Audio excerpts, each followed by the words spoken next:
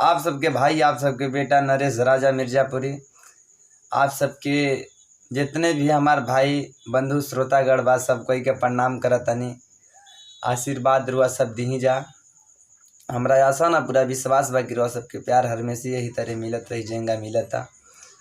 और ये बहुत ही अच्छा प्यार देता नहीं रुआ सब हमरा के, बस यही तरह प्यार मिलत रहो, क्योंकि जो भी हैं आप सब मेरे लिए सब भगवान हैं। और कोई भी कलाकार होता है उसके लिए दर्शक ही भगवान होता है, तो मैं यही मानता हूँ।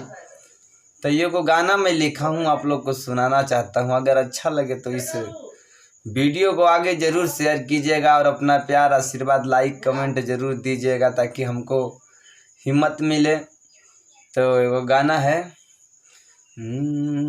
जाके परदेसवा में का कैल रजऊ, चढ़ली जमनिया जियान कैल रजऊ, कि जाके परदेसवा में का कैल रजऊ, चढ़ली जमनिया जियान कैल रजऊ, कि फेरू अब ना जवानी आई आई रजऊ, कि फेरू अब ना जवानी आई आई रजऊ, त दिन पर दिन बयाब ता बुढ़ाई रजऊ, त दिन पर दिन बयाब ता बुढ़ाई रजऊ।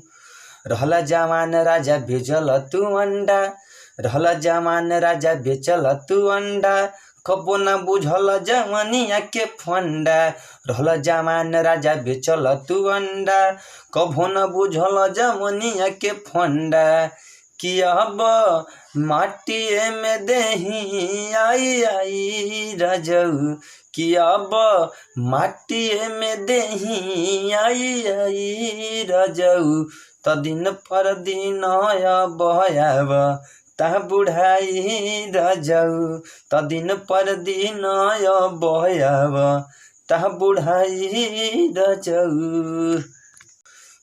कितना मनवनी ना मनल कहनावा, राजा नरेश घर में रोवेली जनानावा, कितना मनवनी ना मनल कहनावा, राजा नरेश घर में रोवेली जनानावा, कि तहरा कबो न बतिया बुझाई रजऊ, कि तहरा कबो न बतिया बुझाई रजऊ, त दिन पर दिन बयाब ता बुढ़ाई रजऊ।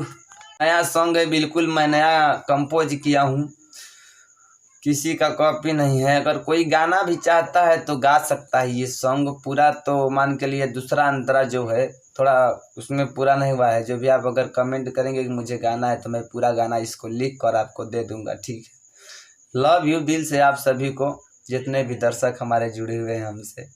अपना प्यार आशीर्वाद मोहब्बत देते रहिए आप लोग।